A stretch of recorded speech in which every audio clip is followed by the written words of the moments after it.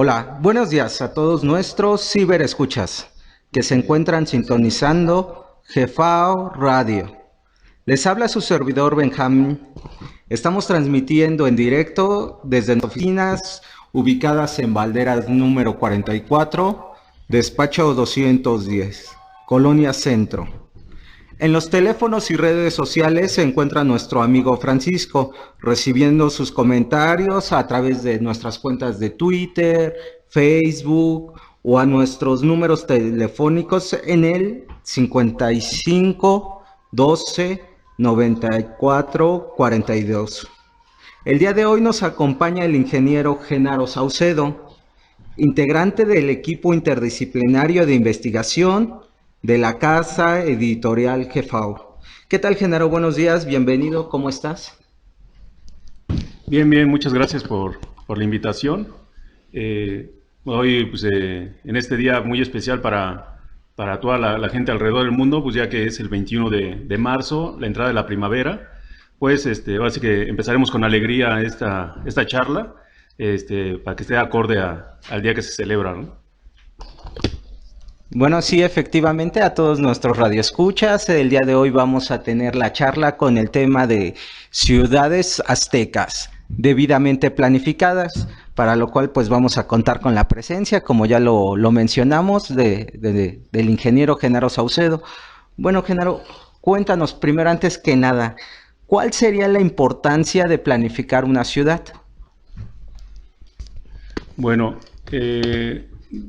respecto a este punto es muy importante, ya que haciendo un poquito remembranza a lo que padecemos en una ciudad como la de México actualmente, en donde pues tenemos pues problemas le llaman cinturones de miseria, falta de servicios en algunas zonas, etcétera.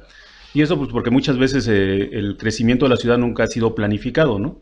Sino que ha sido una forma pues reactiva, por decirlo así, o donde mejor se pueda establecer la gente. Sin embargo, ¿por qué la importancia de tener una planificación de una ciudad? Esto nos permite para evitar estos problemas como los que estamos padeciendo actualmente en cuanto a lugares que no tienen los servicios básicos, como es agua potable, drenaje, energía eléctrica, deficiencia en el transporte público, a su vez otras calles que no están pavimentadas, la insalubridad que eso se deriva. Entonces, de ahí radica la importancia de planificar una ciudad, en donde también se tiene que saber dónde van a estar los servicios públicos, las oficinas de gobierno, los lugares de recreo para la población en general, las vialidades cómo deben de ser trazadas para que de esa manera no exista un caos vial. En este caso actualmente pues, se usan los vehículos automotores para que pueda la gente circular libremente, sean más efectivos hasta en su trabajo, ¿no? O sea, involucra muchos aspectos en ese sentido porque le va a dar el alma o la vida a la ciudad. Cuando hay un orden en esa ciudad, a través de que todos sus servicios estén bien planificados, le va a permitir que su gente viva de una manera más armoniosa, ¿no? No por el hecho de que sea una ciudad grande quiere decir que tenga que ser caótico, ¿no? Aquí es el tema en donde nosotros vamos a entrar más adelante con lo que me dan oportunidad de exponer como parte del equipo de investigación de la revista Jefao, en cuanto a que las ciudades son planificadas, pero para que el hombre pueda convivir sanamente y desarrollarse armoniosamente con sus semejantes y con su entorno natural. Y es por ello que pues, nuestros antiguos mexicanos pues, hicieron toda esta planificación. No fueron ciudades que pues, había un asentamiento por ahí y empezó a crecer de manera anárquica, ¿no? Sino que supieron exactamente por qué razón debería establecerse la ciudad en esos lugares. ¿Qué debe de llevar la ciudad? O sea, servicios públicos, vialidades, servicios sanitarios, lo que son muchos aspectos en los cuales son necesarios para una sana convivencia. Y daremos algunos ejemplos en otras ciudades que eran contemporáneas a las ciudades del Imperio Azteca, hablando de todo el continente americano también, cómo eran la diferencia y qué situaciones críticas se presentaron en otros lugares del mundo en razón a esa mala planificación, o vamos a decir que no era mala, era un desconocimiento total de la planificación de las ciudades. Bueno, ahora sí, por lo que nos estás comentando, pues sí es un tema que abarca bastante, porque al parecer a nosotros pues ya se nos hizo común, ¿no? El tráfico, todos los elementos que mencionas, la falta de servicios, parece entonces por lo que nos comentas, más bien nosotros ya nos acostumbramos a vivir en una ciudad que al final de cuentas, pues por lo que nos dices, no está planificada, ¿no? Por toda la problemática. Entonces, pues estamos hablando de un tema que sí impacta en el estilo de vida principalmente de todos sus pobladores, o en este caso de nosotros, porque pues creo que ya, bueno, al menos yo cuando luego salgo al interior de la República y me dicen, oye, pero es que está muy lejos los desplazamientos allá en la ciudad, ¿no? Digo, "Pues, son desplazamientos de una hora, hora y cuarto. No, para la gente de la provincia, pues esos desplazamientos sí se les hace caóticos. Al parecer, pues ya nos acostumbramos. Pero entonces, si la planeación urbana es importante, no sé qué es lo que se necesitaría para poder planificar una ciudad, qué elementos, bueno, no, todo el desarrollo necesario para poder hacer esta planificación. Bueno, ahí es importante que nuestros antiguos mexicanos eh, tenían todos los elementos tanto de recurso humano como de maquinaria, materiales, etcétera, para poder llevar a cabo la planificación de una ciudad. Se necesitan muchas especialidades. O sea, ¿qué quiero decir con esto? Pues se necesitan, por ejemplo, para hacer el trazo de la ciudad, pues topógrafos, se necesitan ingenieros civiles, arquitectos, urbanistas, se necesitan especialistas en áreas de la salud, se necesitan para las áreas de recreo también, qué es lo que debe hacerse para que sea realmente un lugar de esparcimiento, ecologistas, ya que pues en México, Tenochtitlan, por poner un ejemplo de una de las ciudades antiguas aztecas, en donde pues había bellos jardines, había una serie de canales. Ahora, hablando de los canales, pues se necesitan qué especialidad, ingenieros hidráulicos, y se necesitan todo lo que son ingenieros mecánicos para también toda la dinámica del movimiento del agua. Y, en general, pues vamos, nos nombraríamos todas las especialidades que conocemos actualmente, ¿no? Entonces, estamos hablando de que pues, era una sociedad culta y que todos estos especialistas no era el artesano, no era la gente que había sido empírica o que había adquirido su conocimiento de forma empírica, ¿no? A través de la práctica, ¿no? Sino había las instituciones educativas que conformaban y formaban a todos estos individuos, ¿no? A todos estos grupos de trabajo. Además había pues, el que administraba, ¿no? Todo el proyecto de una ciudad, de la ampliación de una ciudad, de la modificación de una ciudad.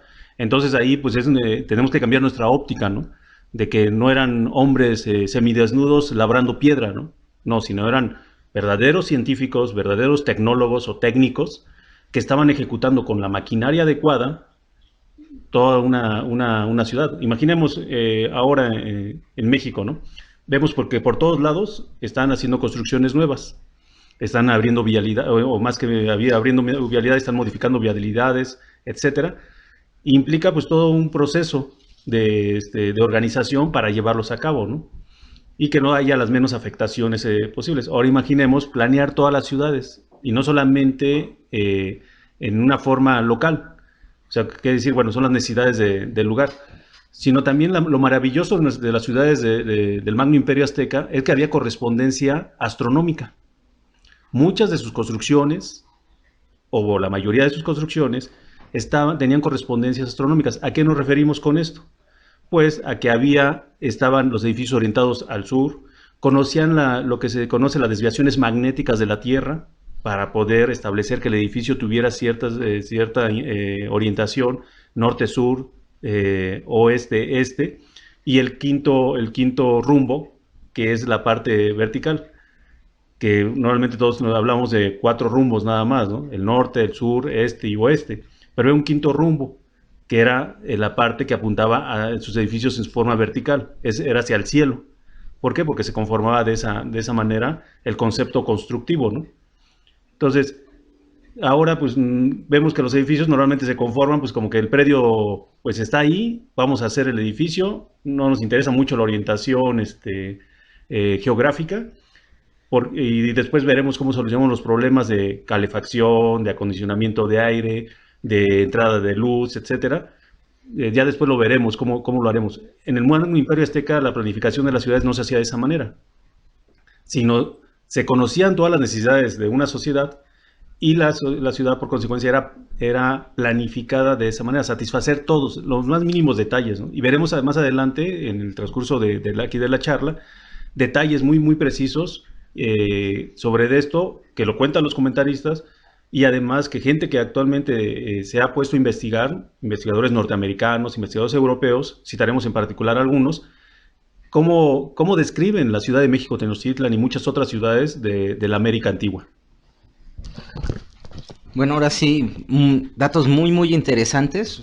Creo que a veces, como nos comentas, ¿no? Estamos acostumbrados a ver al Imperio Azteca como labradores de piedra solamente, pero pues sí, toda la sociedad, toda la organización que nos planteas, pues nos habla de una gran ciudad, pero ordenada, ¿no? Porque pues también estamos viviendo actualmente, bueno, todos los que vivimos en la Ciudad de México, pues en una de las ciudades más grandes, pero pese a que existen todas esas instituciones y directrices que nos mencionas, pues vemos que no hay esa misma semejanza. Entonces, pues sí estamos hablando de una gran civilización. Y me llama la atención sobre todo uno de los aspectos que nos acabas de mencionar los 5 rumbos a los que los orientaban, porque pues, estamos acostumbrados incluso a leerlo, ¿no? Nos marcan que las edificaciones tenían esas orientaciones, norte, sur,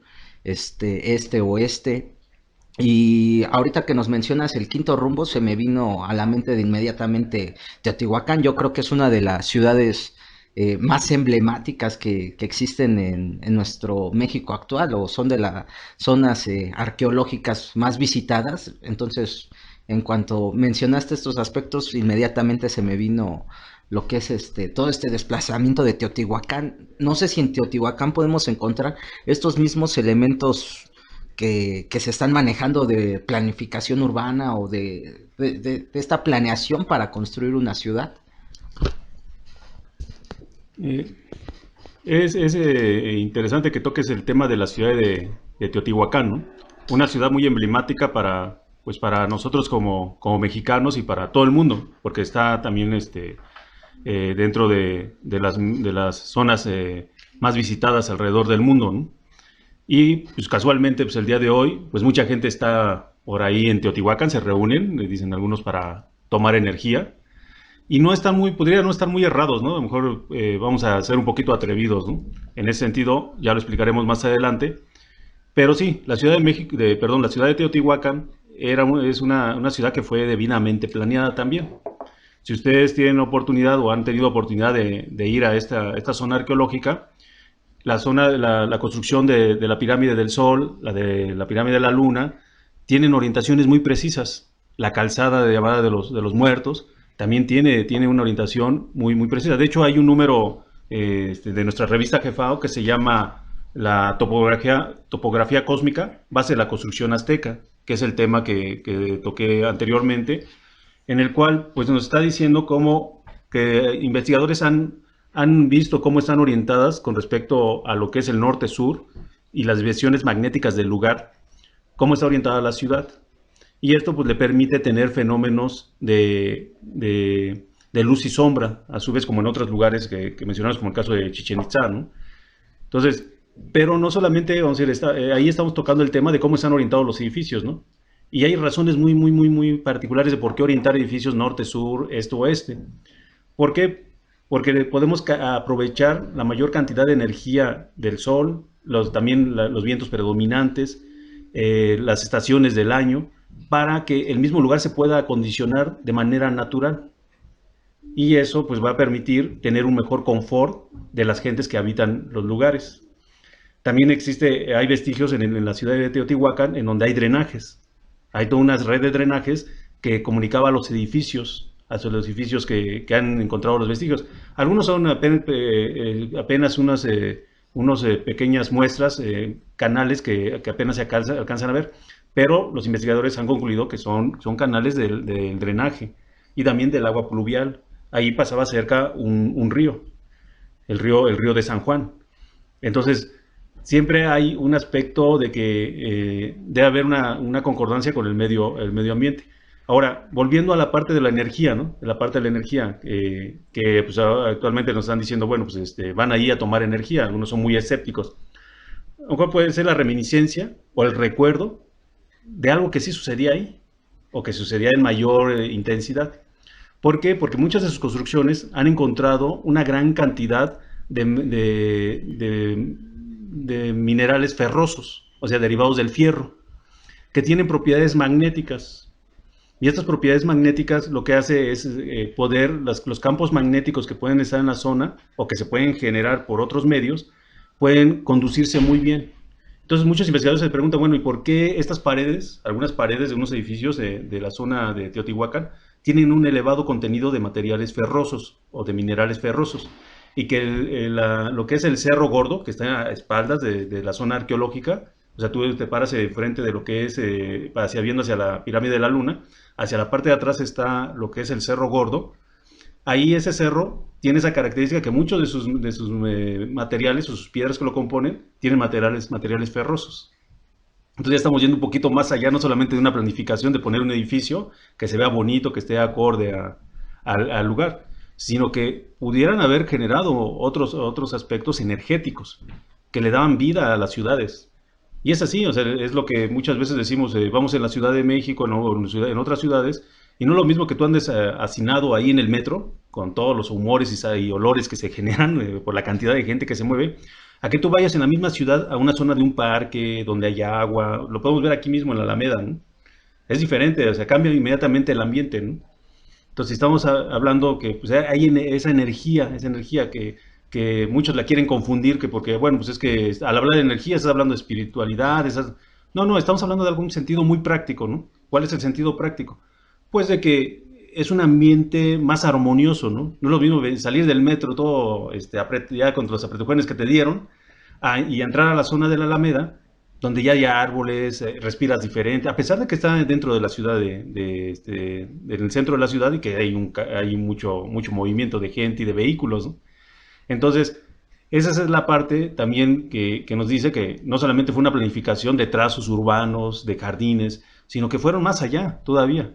Ya habrá oportunidad de ahondar en algunas investigaciones recientes que ha realizado la revista Jefao en torno al uso de por qué los materiales constructivos, ¿no? No es obra de la casualidad de por qué usar la piedra, por qué usar ciertos elementos para unir las piedras, sino hay razones científicas que actualmente están comprobadas el por qué el uso de estos materiales. Y ya para concluir, ¿por qué es una ciudad planificada? Pues tenía edificios de varios pisos en los cuales se hacían con losas, le llaman argamasa, lo hacían con las traves o lo que sostenía a lo que es el techo, pues eran con vigas de madera. Se han encontrado los vestigios de las vigas de madera, que están muy bien tratadas, que se sorprenden también los tratamientos. Las pinturas que usaban en los murales, que tienen miles de años y que siguen conservándose. Si hemos tenido oportunidad de estar también en esas zonas donde están unas pinturas, pues vemos la conservación de las mismas, ¿no? Entonces, volviendo un poquito a las especialidades, bueno, pues hasta ingenieros químicos que prepararon esas pinturas para poder tener una durabilidad de lo que no actualmente las mejores firmas de pintura lo pueden hacer, ¿no? No, pues ya estamos ahora sí abarcando incluso otro tipo de temas, ¿no? Hablábamos de las especialidades o nos comentabas de las especialidades y pues ya incluso ya hasta estamos con todo el aspecto de ingeniería química, ¿no? Pues es un tema creo que bastante interesante y profundo y como nos comentas, pues estaremos al pendiente esperando esas nuevas investigaciones acerca de los distintos materiales o lo que nos acabas de mencionar. Pero ahorita nos estás mencionando justamente un aspecto muy, muy, muy importante sobre la zona de Teotihuacán, edificios de varios niveles y lo que nos mencionas con este tipo de vigas o estos elementos constructivos. ¿Ese tipo de edificios son exclusivos de Teotihuacán o existen en otras zonas o existieron en otras zonas de nuestro México antiguo? Bueno, mira, ahí pues no hay que ir muy lejos, ¿no? Sabemos por datos históricos y datos que ha publicado la revista, basados en ellos, que tenemos lo que es el Palacio Nacional. Palacio Nacional era el palacio del señor Moctezuma, y así muchos otros edificios que tenemos en la Ciudad de México. Y son de este caso pues era uno de dos pisos, ¿no? Después se le agregó el tercer piso a lo que es Palacio Nacional. Pero si tú entras a Palacio Nacional, ves el concepto constructivo, en el cual, ¿qué es lo las vigas? Tú entras, ves los techos y ves las vigas, ¿no? Entonces, tenían el concepto propiamente de lo que es, de cómo ir haciendo edificios de varios pisos. Tenemos las narraciones de los comentaristas de lo que es el palacio del señor Nezahualcóyotl, que era un palacio que los describen que era de 9 pisos, y que todos estos pisos tenían sus sanitarios o sus lugares para uso sanitario, para bañarse, o sus baños, y también pues, tenían su agua, por consecuencia, su agua potable. Y estamos hablando de 9 pisos, ¿no? 9 pisos que podríamos, ¿de qué tamaño sería? Sería más o menos 27 metros, ¿no? Un edificio más o menos como de 27 metros.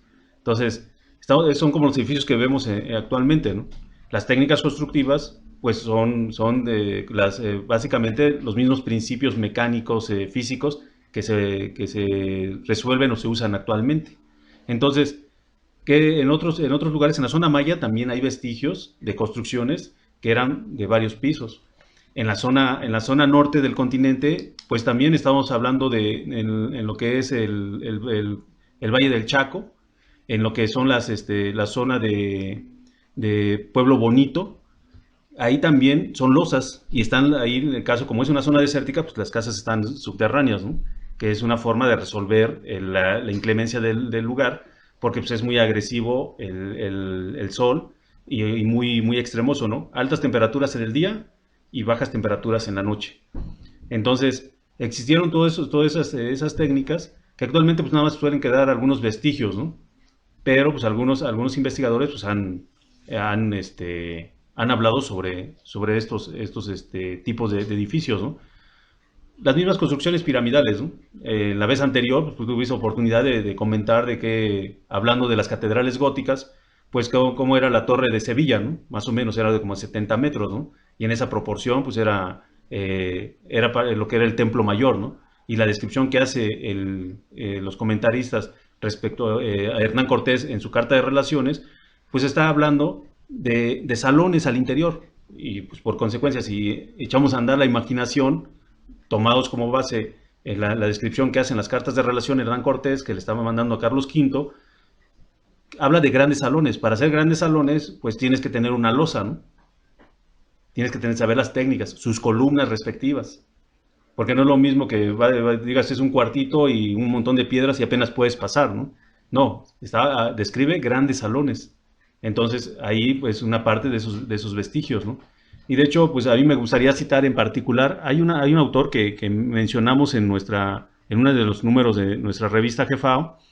El autor se llama Charles C. Mann, es un investigador norteamericano quien escribe un libro que se llama 1491, una nueva historia de las Américas antes de Colón, ¿no? Esa es ya la traducción al español, porque el texto original está en inglés. Y él empieza a hablar ya de aspectos interesantes. Voy a citar textualmente una información que también está en nuestra revista Jefao, respecto a lo que él describe de lo que es la Ciudad de México, Tenochtitlan, basado igual en lo que dicen los comentaristas. Dice, Tenochtitlan tenía una población mayor que cualquier ciudad contemporánea de la época, además de contar con agua corriente, hermosos jardines botánicos y calles de una limpieza inmaculada. Que la prosperidad de las primeras ciudades americanas se alcanzó antes que la de los egipcios, para que nos pongamos más o menos en fechas, pues estamos hablando de hace las ciudades americanas, entonces están datando pues, las fechas, de acuerdo a lo que dice este autor, y que nosotros lo hemos corroborado y dicho varias veces, pues más de 3.000 años, más de cerca de los 4.000 años, ¿no? Ya ciudades conformadas en forma íntegra. ¿Qué es lo que qué más nos dice este autor? Que la gente de México cultivaba el maíz mediante un procedimiento tan sofisticado que la revista Science lo ha calificado recientemente como la primer hazaña y tal vez la mayor en el campo de la ingeniería genética. ¿Qué es eso de las técnicas que usaron para el cultivo del maíz? Pues las chinampas. Y la revista Science, dedicada a sacar temas de científicos, de gente seria que hace investigación, lo pone como la mayor hazaña científica que se ha hecho en el mundo para cultivo del maíz. Y son nuestras chinampas, ¿no?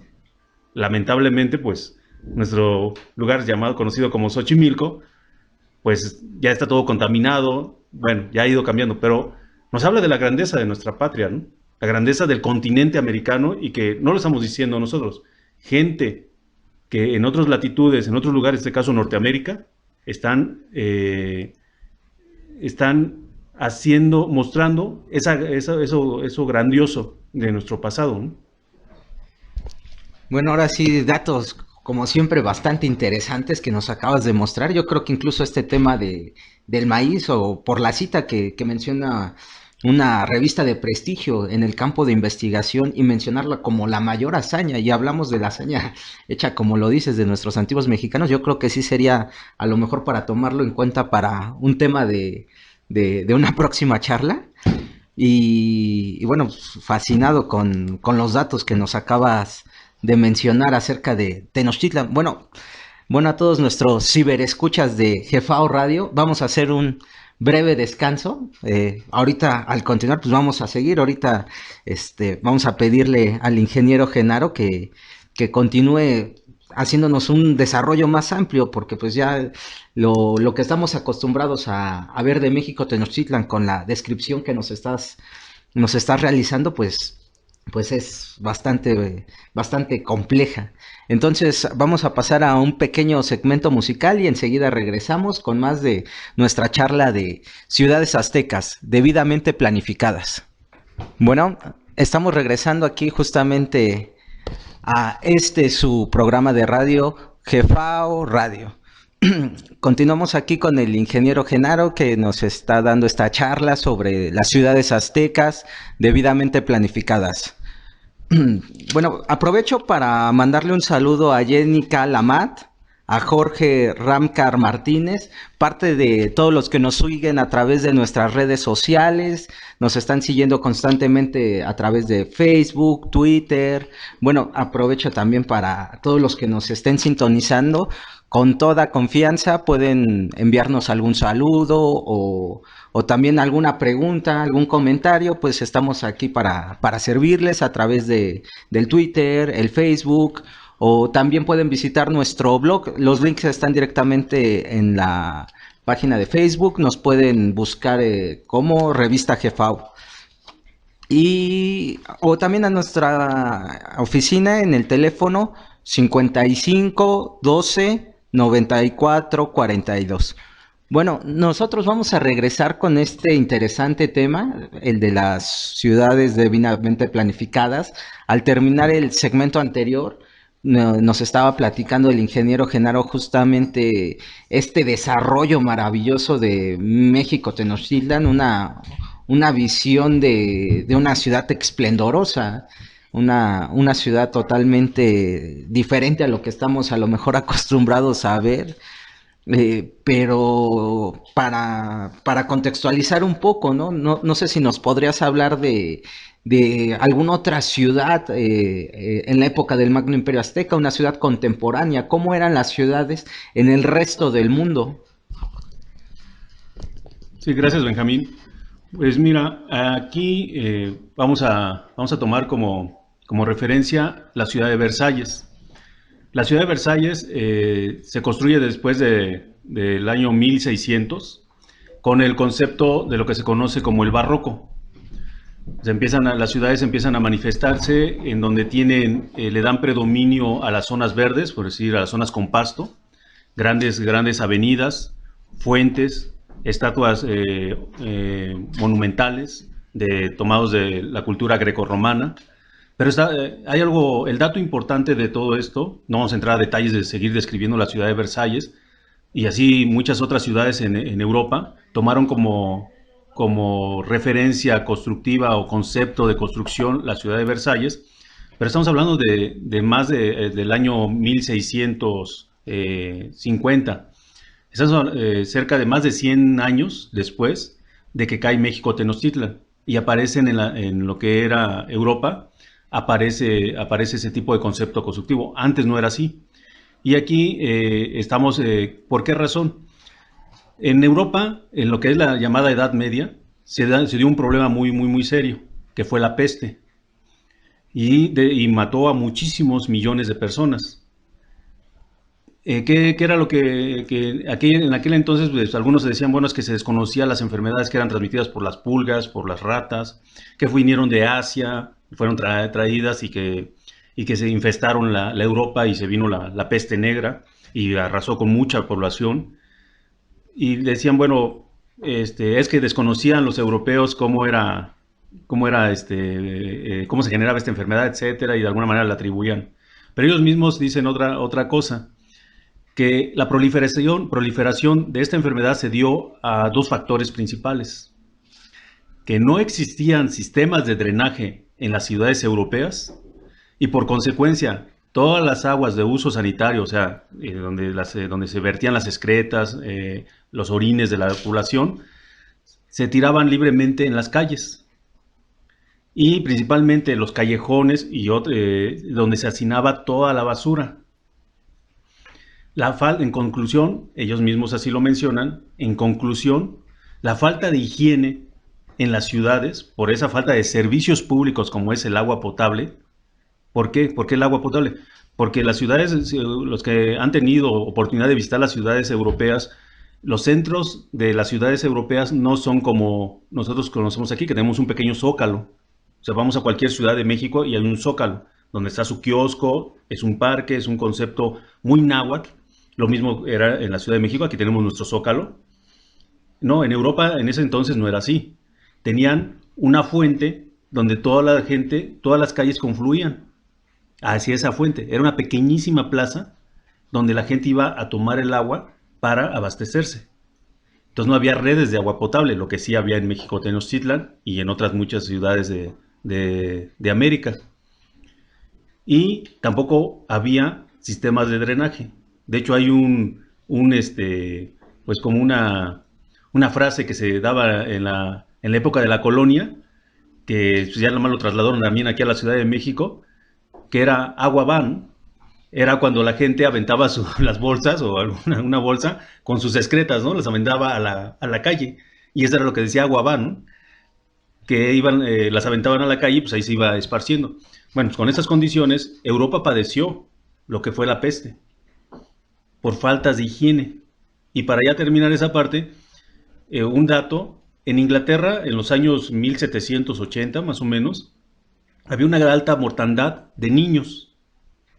Y los grandes, entre comillas, los grandes médicos o científicos de la Inglaterra de aquel entonces se preguntaban, ¿por qué razón hay tanta mortandad de estos niños? Y un médico descubrió que el problema era que cuando las parturientas, las mujeres que estaban dando a luz, se preparaban, los lugares, hospitales o lugares donde se iban a dar a luz, no tenían ninguna higiene, estaban totalmente cerrados, no entraba la luz, las sábanas estaban ensangrentadas de las otras dos personas o mujeres que ya habían dado a luz, estaban los trapos tirados, los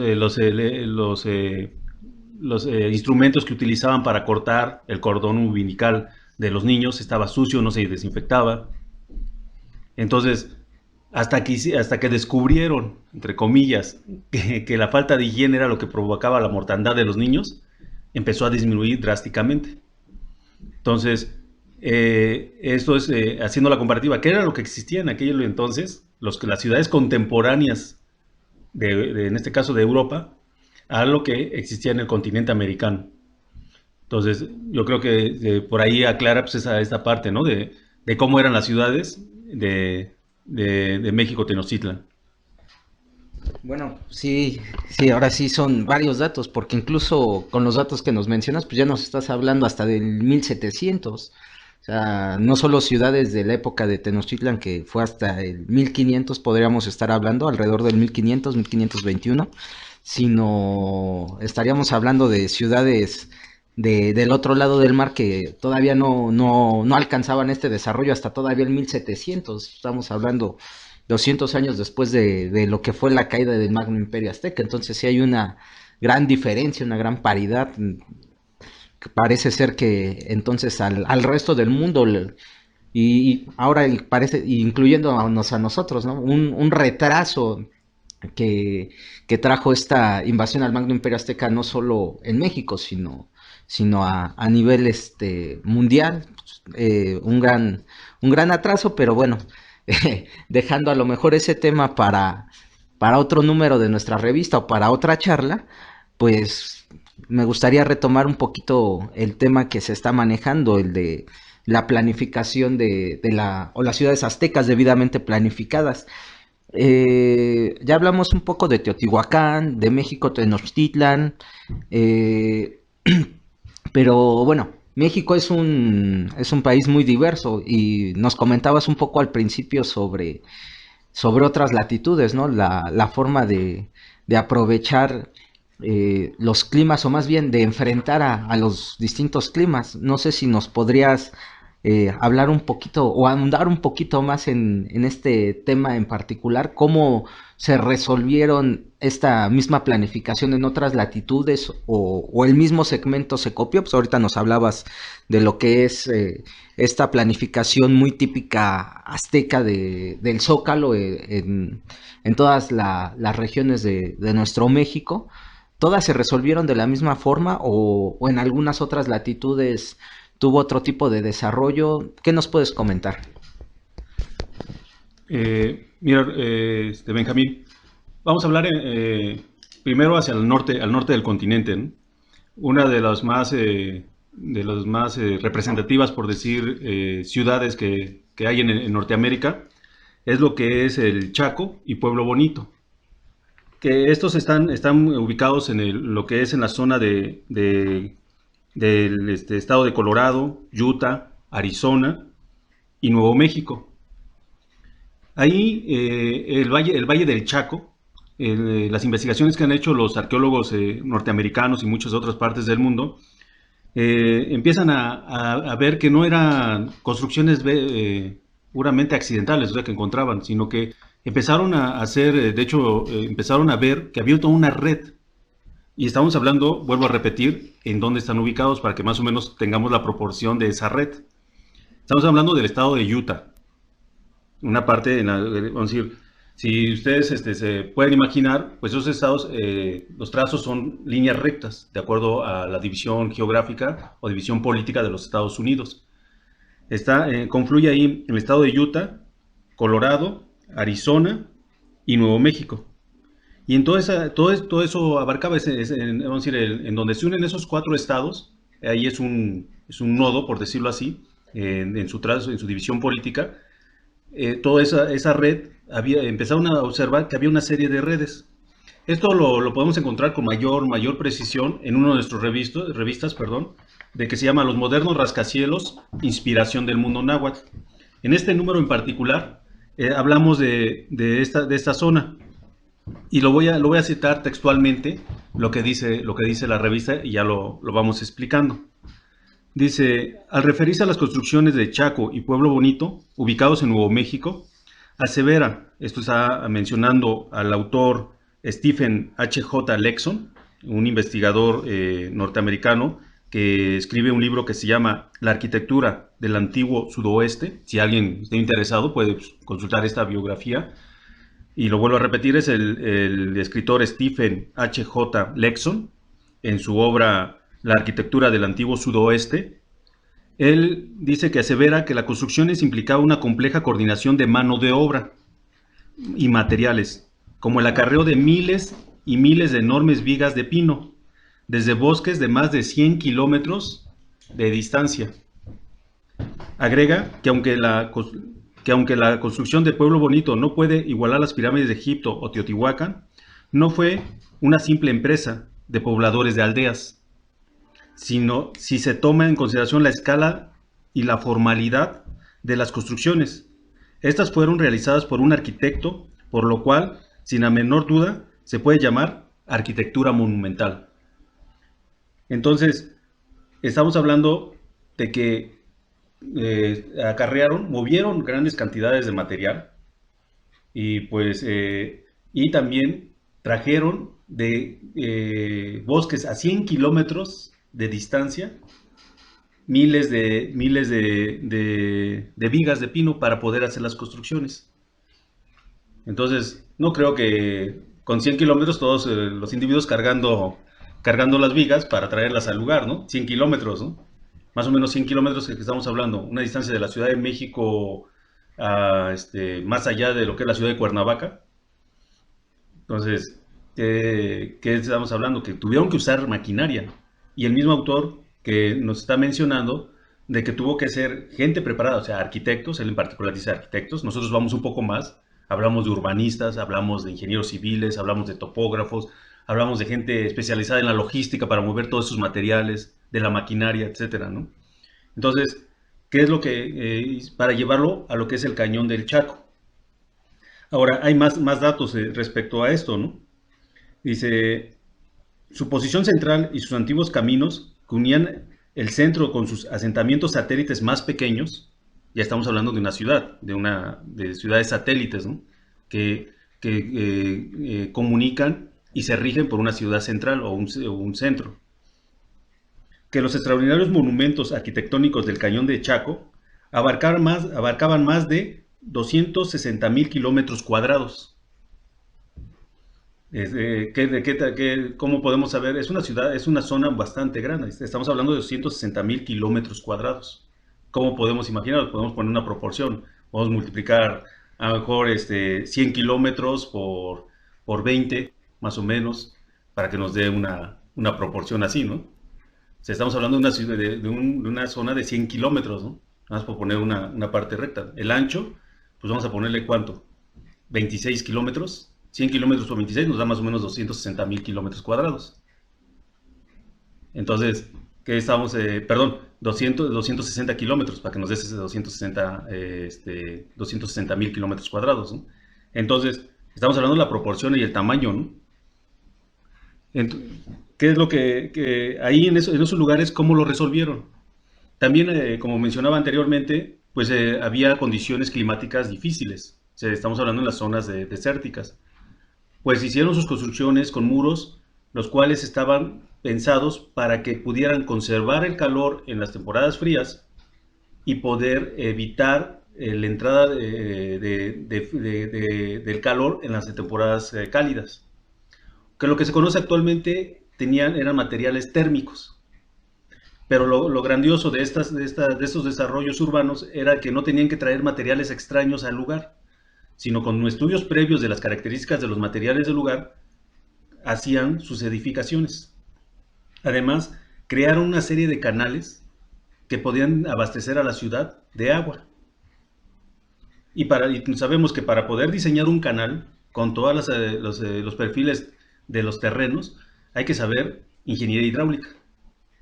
Entonces, estos desarrollos urbanos, a pesar, como aquí lo dice el autor, muy respetable su punto de vista, de que no se puede comparar como a lo mejor con la ciudad de México, Tenochtitlan, con la ciudad de las ciudades de Egipto, pero por lo que aquí él mismo describe y lo que nosotros hemos investigado, pues estamos viendo de que realmente eran desarrollos urbanos de una alta calidad y que dio el confort de las ciudades más avanzadas de su época. Bueno, ya entraste en otro tema totalmente diferente. Pues regularmente estamos acostumbrados, bueno, al menos yo lo recuerdo, ¿no? En lo que fue la educación básica, pues se nos enseña que el desarrollo antes de Colón pues, era solamente Mesoamérica, de la parte de central hacia abajo y hacia el norte lo hablan como una parte hasta cierto punto nómada. Pero pues por el desarrollo urbano que nos acabas de mencionar y toda su descripción y los elementos que se necesitan, pues ya estás rompiendo todos estos paradigmas. Finalmente, pues sí, hablas de un desarrollo que a veces no tenemos contemplado, ¿no? Estamos acostumbrados a ver Teotihuacán, no sé, la zona maya, pero ir más allá, pues a veces está un poco fuera de contexto para la mayoría, tal vez. Pero bueno, aquí lo importante es todo este aspecto, porque estaríamos hablando de un desarrollo urbano no solo en el centro del continente, sino estaríamos hablando de un desarrollo urbano, eh, digamos, a nivel continental o justamente este aspecto.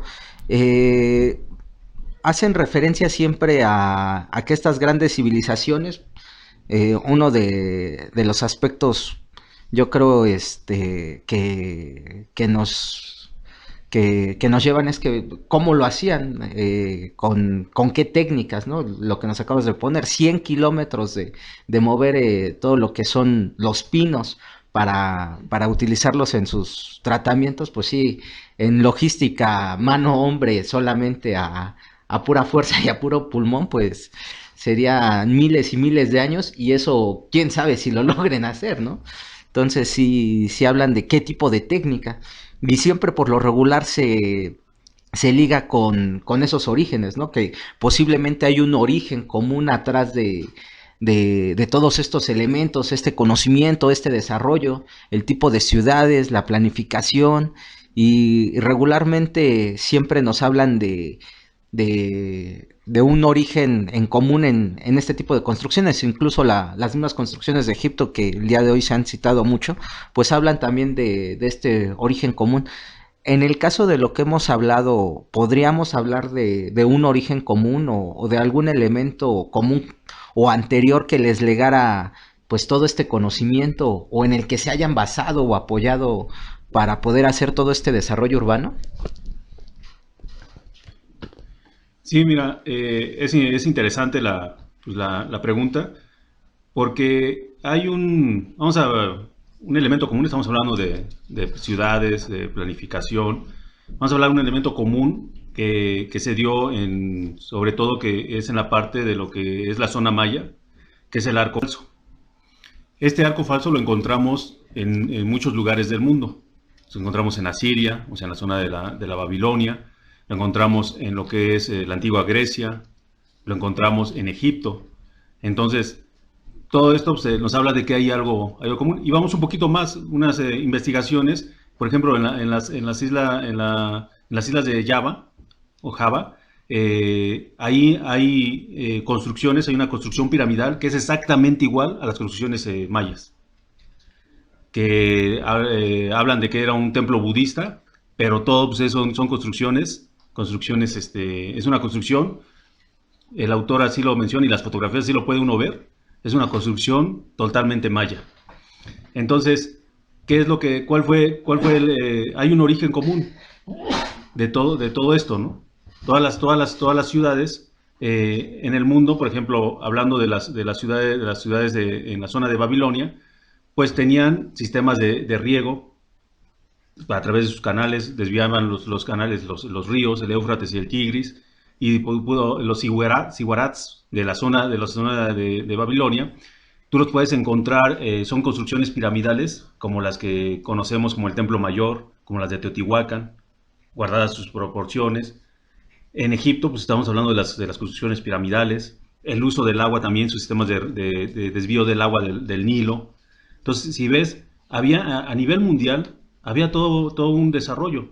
Lo que sucede es de que pues, hubo más bien un lapso oscuro de la humanidad donde desapareció toda esa información y que ya no hubo, aparentemente eran grupos que surgieron de manera accidental en diferentes lugares, civilizaciones separadas, Pero la misma historia universal nos dice que existían relaciones de los egipcios con los babilónicos, de los egipcios con los griegos, de los egipcios con México, y así con todos estos. En la zona de la India, igual. En la zona de China, igual.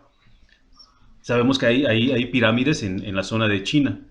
Entonces, hay todo un desarrollos de ciudades que tienen elementos comunes. Estamos hablando de pirámides, de la forma de distribuir el agua, de la forma de tratar, de cómo, de acuerdo a las condiciones climáticas, cómo hacerlo. Voy a poner un ejemplo. En la zona del Irán, que es actual, en lo que era la zona de la Babilonia, existen canales los cuales transportan agua. Son profundidades más o menos de 40 metros. No se explican también cómo las construyeron. Pero, y lo maravilloso en este sentido, para esas zonas, es de que siguen funcionando. Y puedes encontrar esa información en libros, en mismo internet, donde hacían construcciones las cuales les permitían acondicionar los lugares, tener aire acondicionado en las ciudades en el desierto, gracias a un manejo excelso de lo que son el agua, en cuanto a cuando se evapora, para la humedad relativa, la cantidad de agua, y los oasis que hay muchos hay en esas zonas son realmente construcciones hechas por el ser humano. Lo podemos ver como y esto que permitía pues acondicionar el lugar y siguen funcionando, ¿eh? Hay ciudades subterráneas. De hecho, recientemente en nuestro blog de la página de GEFAO publicamos lo que son ciudades subterráneas, ¿no? Y que funciones. En Turquía existen estas ciudades, siguen teniendo los canales. De hecho, son lugares muy atractivos turísticamente hablando, donde la gente va, funcionan todavía. Y ahora, pues, bueno, pues ahora, ¿qué relación tienen con México? Ya para cerrar esta parte. Pues toda la zona maya, lo que es la zona de la península de Yucatán, hay ríos subterráneos. Y de acuerdo a ciertas investigaciones, las construcciones que existen en los lugares, las construcciones piramidales, tienen funciones de poder producir vapor de agua para generar ese ambiente, como lo menciono en la parte del actual Irán, que son construcciones de hace miles de años y que crean ese ambiente, esa zona verde, es una irrigación natural. Eso pues yo creo que a lo mejor nuestros actuales funcionarios pudieran voltear un poco a la tecnología antigua, pues para ver las soluciones que tenemos en el norte del país, donde ahí son zonas desérticas que tienen que bombear grandes distancias para llevar un poco de agua, desviar ríos, etcétera. Usar tecnologías que son bajo principios de físicos muy básicos, que eso un ingeniero que estudie, por ejemplo, mecánica, que le enseñan todos los principios de los fluidos, etcétera, pues simplemente él sabe que pues hay una técnicas que se pueden hacer, pero recurrimos nada más a la parte mecánica, ¿no? Y simplemente pues son sistemas muy, muy, muy caros, ¿no? Y que por consecuencia, ¿a qué es lo que lleva? Ya como una conclusión, hablando de la planificación de las ciudades, lleva a tener pobreza en las ciudades. Mientras que el mismo invasor europeo, cuando llega a la Ciudad de México, Tenochtitlan, él describe que nunca vio un limosnero, cosa común en Europa de aquel entonces, donde pues, era todo un ejército de limosneros pidiéndole la caridad a la gente cuando pasaba por las calles. Entonces, una ciudad debidamente planificada, como las fueron las ciudades del continente americano, las ciudades aztecas, las ciudades incas, las ciudades de Norteamérica, lo que genera también es riqueza y que su población esté debidamente cuidada por su gobierno para que pueda desarrollarse de una manera más sana y que pueda llegar a esos grandes desarrollos que en el pasado se dio y no actualmente, que pues, lo que sí estamos produciendo pues, son mucha gente que está hacinada a lugares que realmente, pues yo creo que ni los animales viven de esa manera, ¿no? Bueno, creo que un poquito fuerte todos estos datos, porque pues ya incluso yo al principio te preguntaba por otras latitudes, pero dentro del continente, ¿no? Ya nos hablas de este mismo desarrollo en otras latitudes fuera del continente. Todo este desarrollo es para poder a ver justamente el origen, nuestra historia, replantearnos todos los conceptos que tenemos, ver esa grandeza. Finalmente es parte de lo que se encarga nuestra casa editorial Gefao. Nuestra casa editorial Gefao, para los que todavía no nos conocen, pues es una empresa, es una revista que se ha dado a esta labor titánica, a esta gran actividad de rescatar parte de la grandeza de lo que fueron nuestros, nuestros antiguos mexicanos. Pues finalmente, bueno, hay una gran cantidad de temas inagotables. Pues el día de hoy aquí nos estamos transmitiendo en directo. Eh, Como ya lo hemos venido haciendo mes con mes, en esta ocasión pues tenemos visitas. Si gustan checar nuestra página de Facebook para ver las formas en las que gusten venir aquí en vivo a la transmisión de nuestra charla, pues vamos a pasarle el micrófono para que nos dé alguno de sus comentarios o preguntas, uno de nuestros visitantes el día de hoy. Sí, muchas gracias, muchas gracias. Pues creo que todos estos datos que nos hemos encontrado el día de hoy aquí en nuestra radio Gefao, pues han sido muy importantes. Y pues yo tengo un punto de vista que quiero compartir con todos ustedes. Vemos en la actualidad a México pues en un estado muy pues caótico y urgente de poder pues ver la problemática más a profundidad, porque nos quedamos sin agua en estos momentos, ¿no?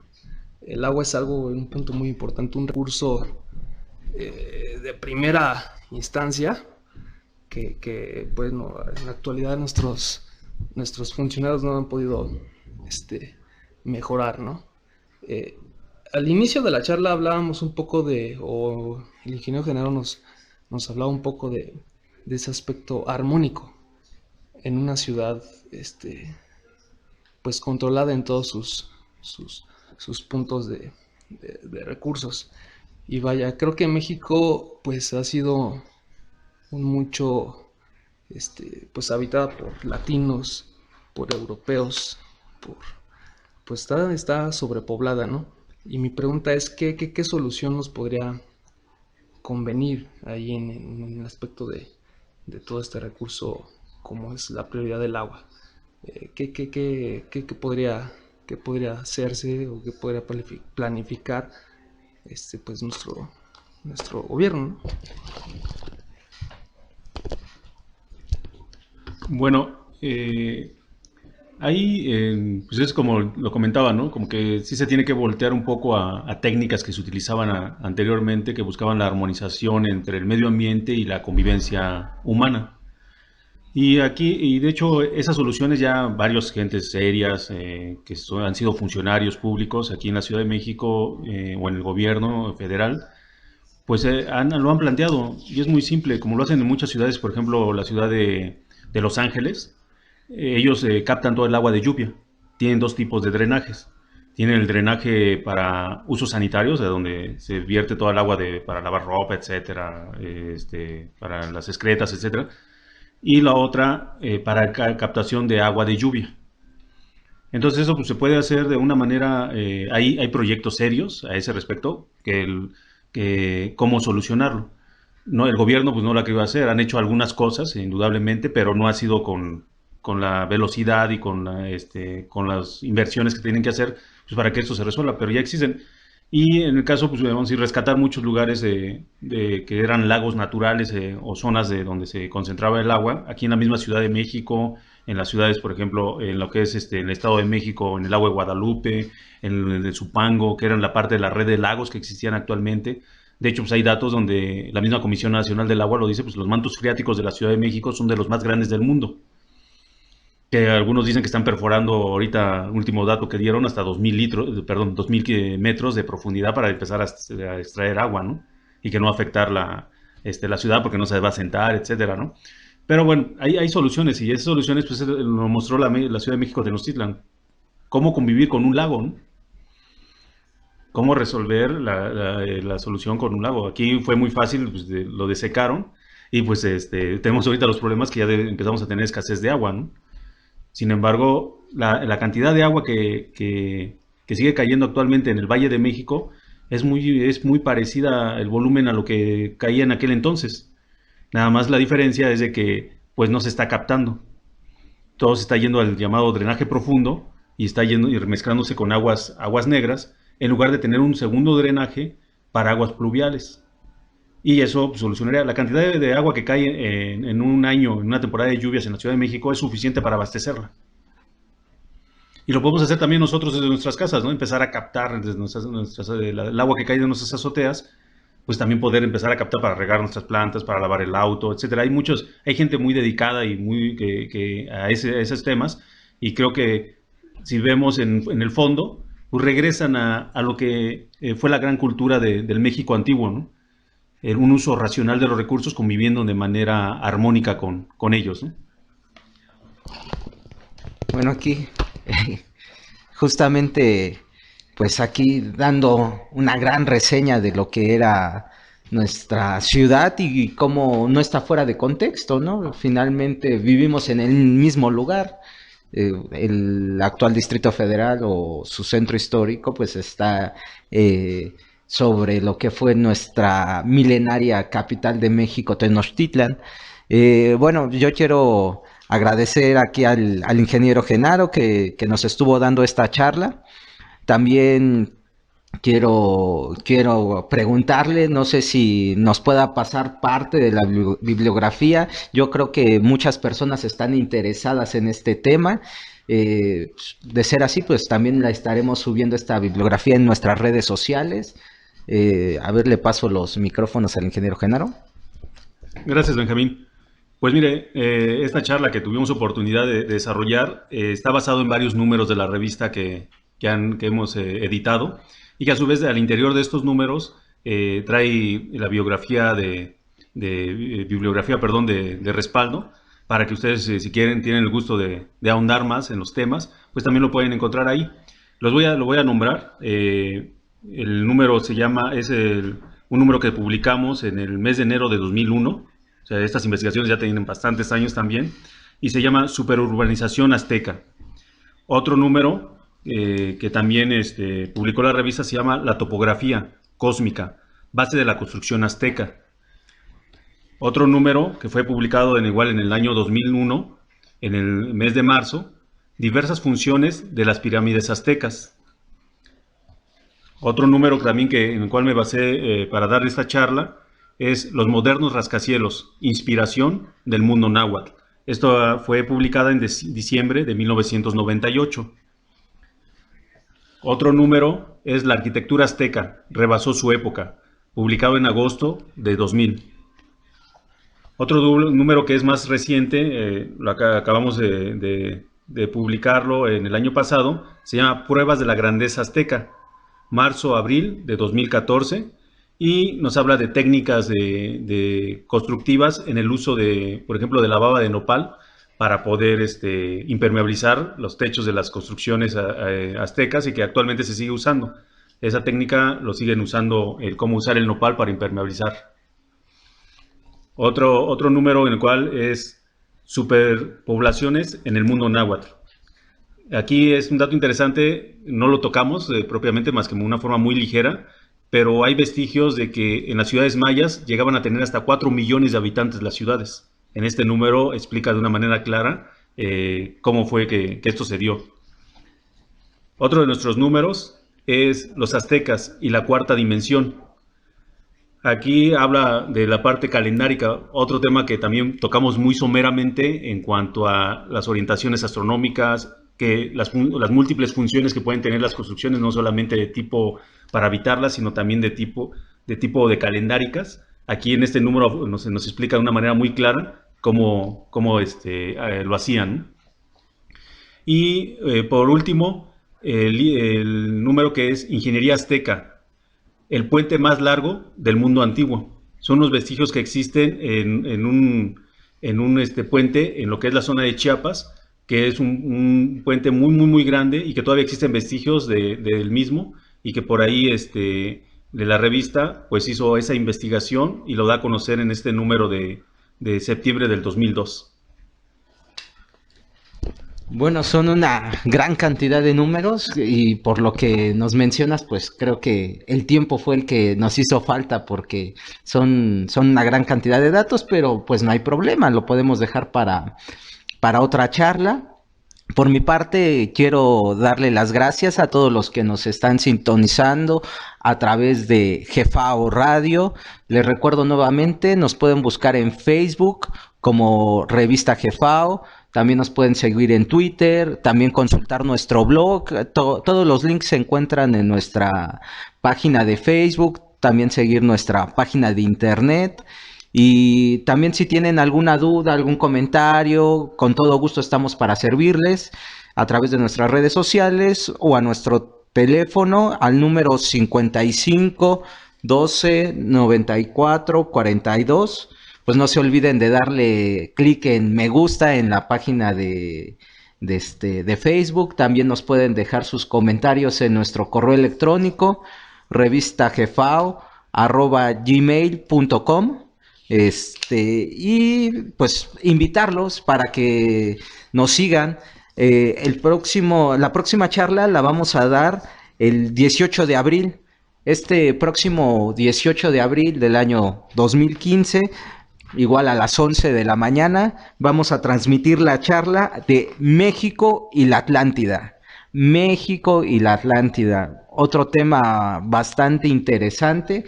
Yo creo que a todos los que nos estén sintonizando, pues esperemos contar con su presencia y también no se olviden de difundirla, ¿no? A todas las personas que conozcan, que les interese estos temas en los que se ha dedicado nuestra casa editorial GFAO, se ha dado a esta empresa titánica de rescatar parte de la grandeza de lo que fue nuestro magno imperio azteca.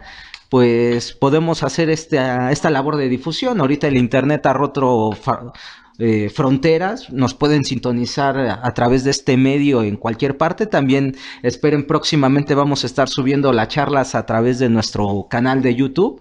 También el link lo ponemos en nuestra página de Facebook.